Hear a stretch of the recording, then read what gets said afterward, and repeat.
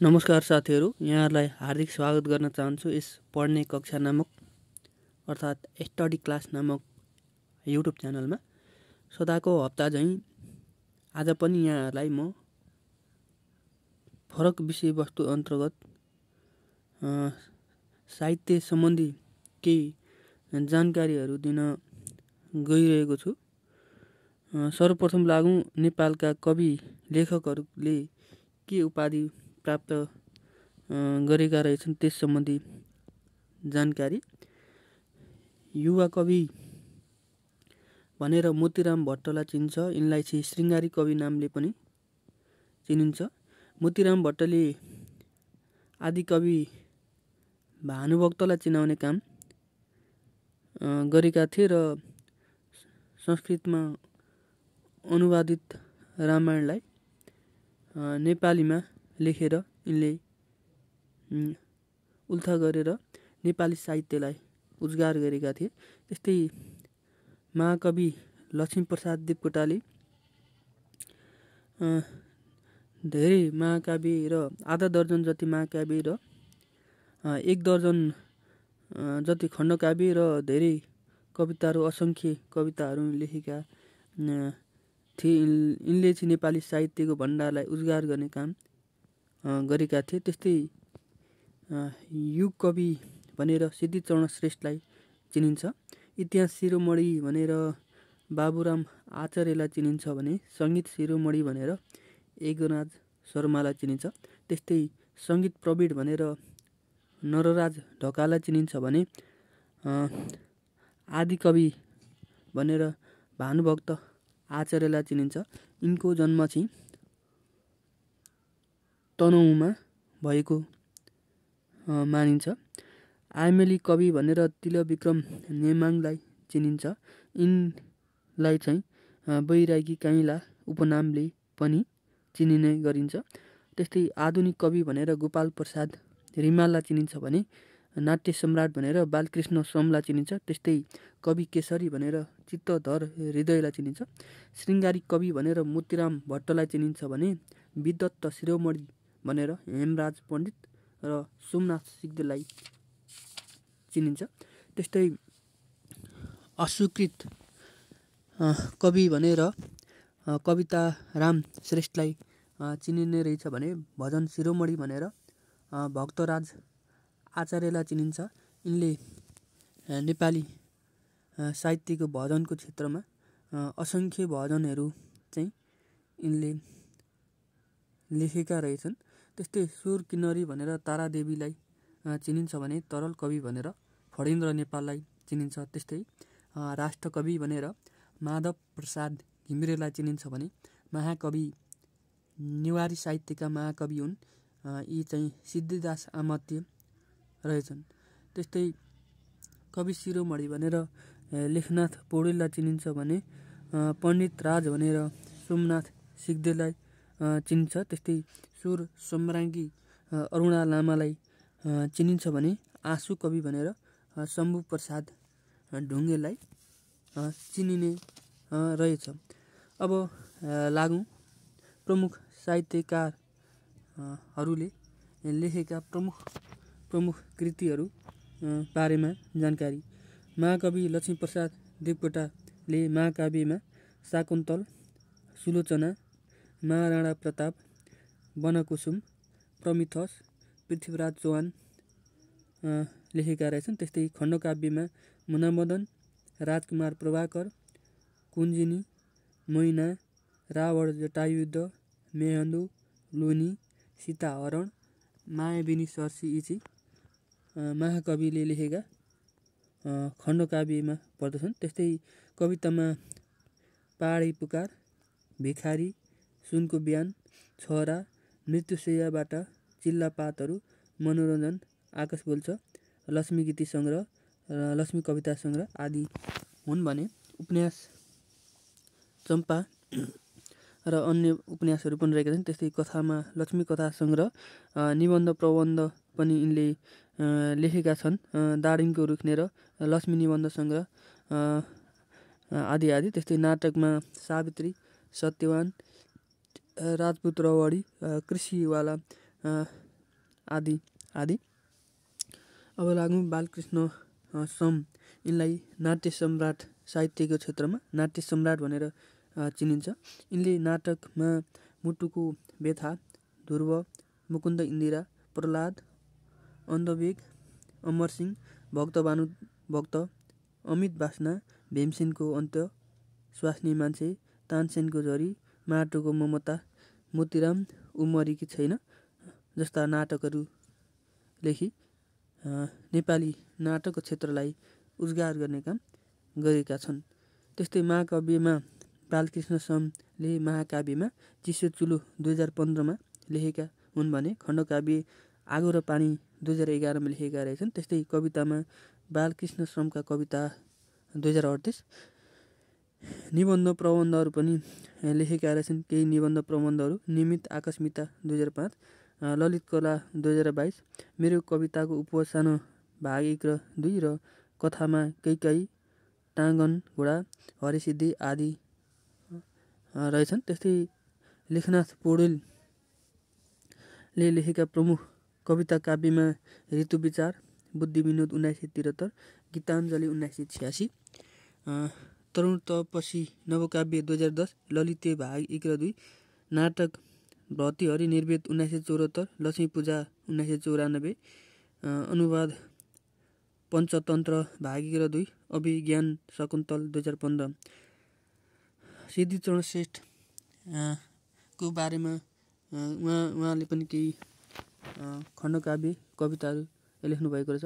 खण्डकाव्य उर्वशी 2017, मङ्गलमान 2047, आँसु 2050, आत्मबिलौना आदि।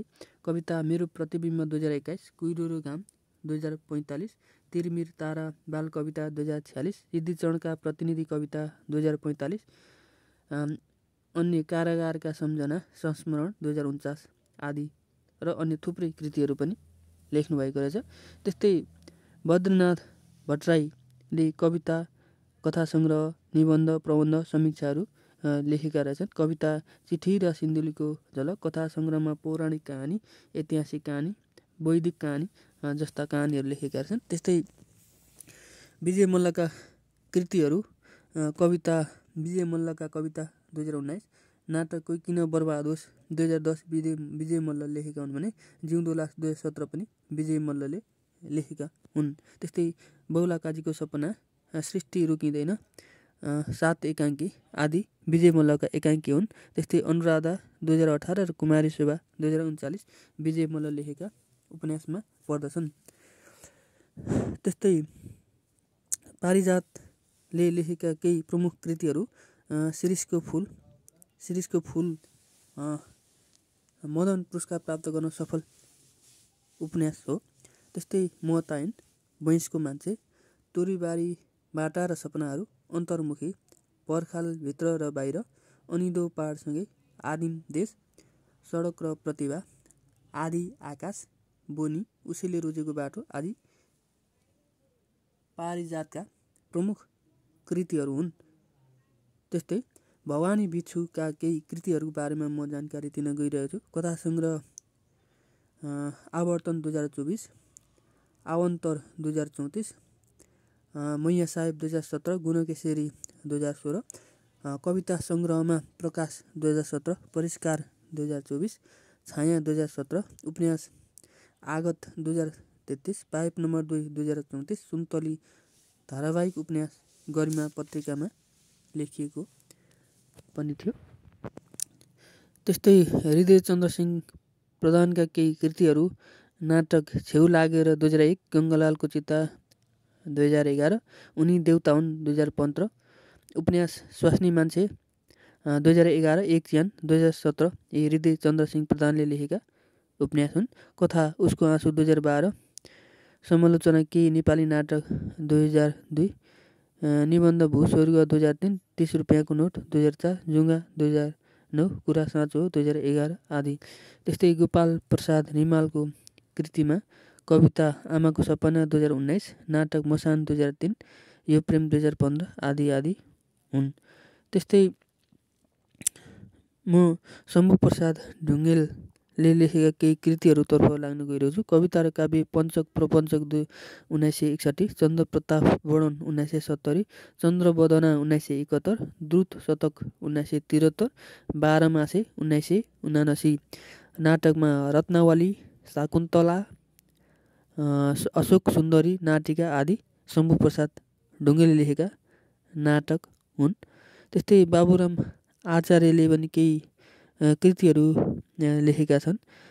पुराना कवि र कविता, तुलनात्मक सुन्दरकाण्ड, नेपालको संक्षिप्त वृत्तान्त, चीन र तिब्बतसँगको नेपालको सम्बन्ध 2023, प्राचीन नेपालको इतिहास, श्री 5 पृथ्वीनारायण शाहको जीवनी भाग 1-4, डुट्टीको इतिहास आदि बाबुराम आचार्यले लेखेका कृतिहरू हुन्।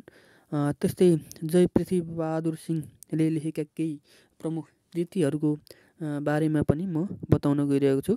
अक्षरमाला 1948मा लेखिएको कृति हो भने भूगोल विद्या 1960, पदार्थ तत्त्व 1962, शिक्षा दर्पण 1964, व्यवहारमाला 1965, प्राकृत व्याकरण उनको प्रख्यात व्याकरण हो जय पृथ्वीबहादुर सिंहले लेखिएको।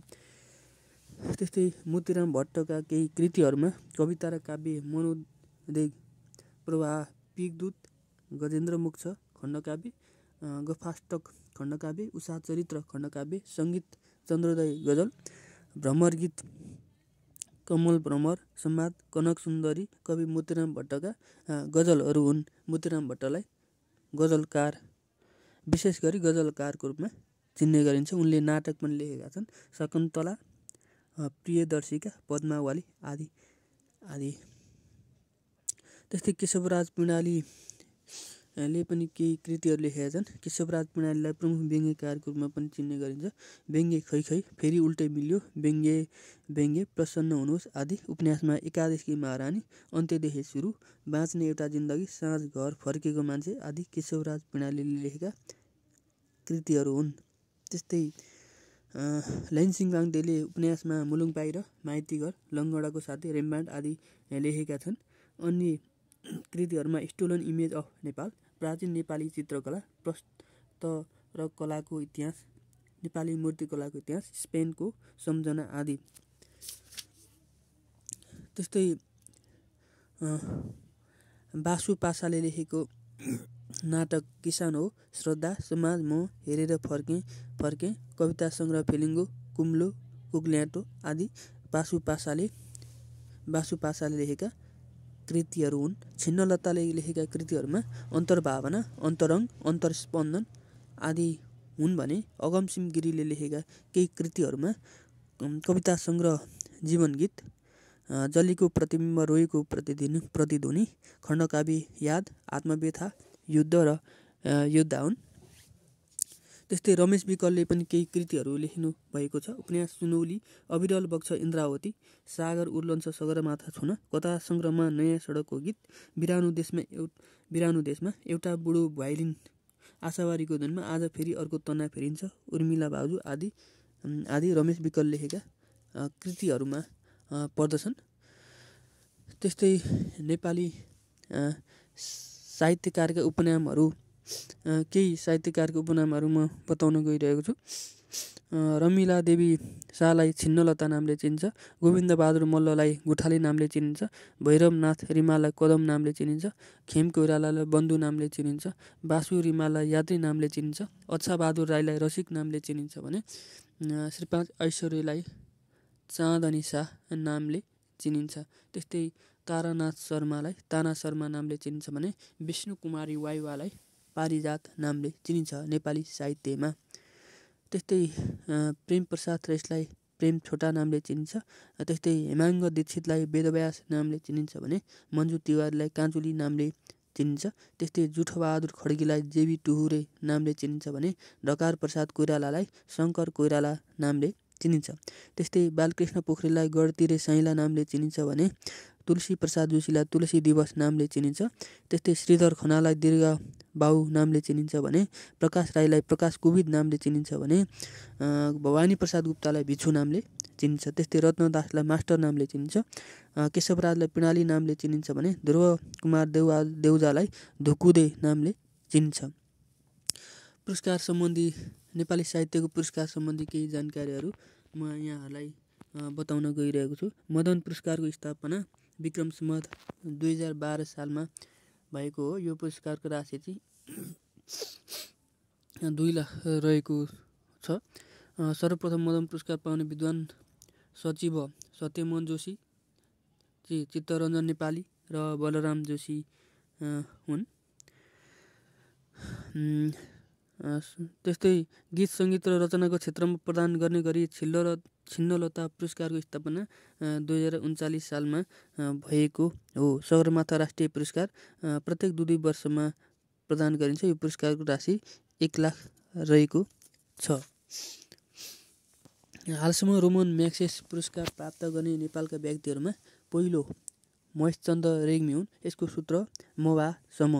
महेशचन्द्र रेग्मी, दोस्रो भारदत्त कोइराला, स भनेको सन्दुक रोहित तेस्रो र महावीर पुन चौथो र पाँचौँ शक्ति समूहले प्राप्त गरेको छ।